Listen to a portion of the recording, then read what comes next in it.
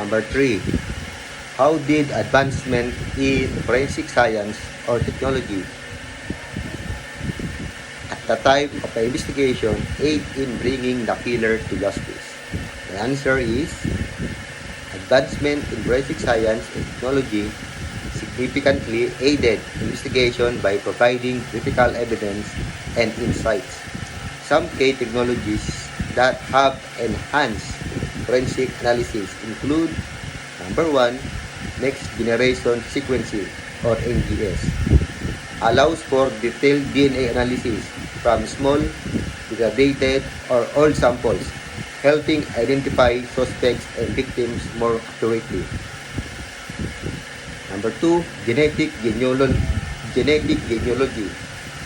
Utilizes public genealogy databases to identify potential relatives of the DNA sample donor, aiding in suspects identification.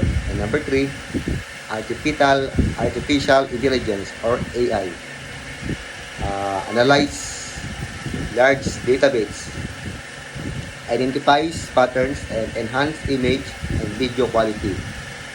And lastly, advanced fingerprints analysis. Improve accuracy and speed in comparing fingerprint patterns, like forensic bullet comparison. Visualizer enhances objectivity in bullet analysis during advanced algorithm.